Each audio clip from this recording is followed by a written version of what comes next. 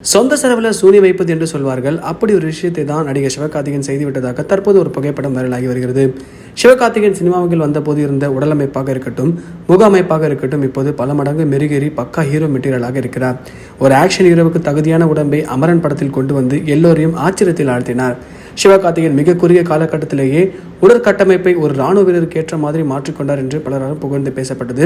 தற்போது அந்த உடலமைப்பு வருவதற்காக அவர் ஸ்டெராய்டு மருந்துகளை உட்கொண்டதாகவும் அதன் பக்க விளைவாக தற்போது அவருடைய முகம் அமைப்பு மொத்தமாக மாறிவிட்டதாகவும் வயதான தோற்றம் போல் இருப்பதாகவும் ஒரு புகைப்படம் வெளியாகி வைரலாகி கொண்டிருக்கிறது.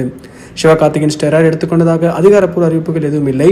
இந்த மருந்தை உட்கொண்டதால் பக்க விளைவாக இவருடைய முகம் இப்படி ஆகிவிட்டது என்றுதான் சொல்லப்படுகிறது. அமரன் ரிலீஸ் ஆன சமயத்தில் அவரோட உடற்பயிற்சியான சிவகார்த்திகேயன் சரியான சாப்பாடு மற்றும் உடற்பயிற்சியில் தான் இப்படி ஒரு தோற்றத்தை கொண்டு வந்திருக்கிறார் என்று சொல்லியிருந்தார். நமக்கும் பெரிதாக அவருடைய முக அமைப்பில் மாற்றம் இல்லாத போல் தான் இருந்தது. ஆனால் இந்த புகைப்படத்தை ஜூம் செய்து பார்த்தால் அவருடைய மூக்கு மற்றும் வாய்ப்பகுதிகளில் எல்லாம் சதைகள் லூஸ் ஆகி வயதான போல் இருக்கிறது. அமரன் அவருக்கு மிகப்பெரிய சூப்பர் ஹிட் படம் தான். ஆனால் அந்த படத்திற்காக குறுகிய காலகட்டத்தில் உடம்பை ஏற்ற அவர் பின்பற்றிய பாதை ஸ்டெராய்டுகள் என்றால் கண்டிப்பாக யானை தன் தலையிலே மண்ணை வாரி போட்டுக் கொண்டது போல் சிவகார்த்திகேயன் தன்னுடைய கரியரை கெடுத்துக் கொண்டார் என்றுதான் சொல்ல வேண்டும்.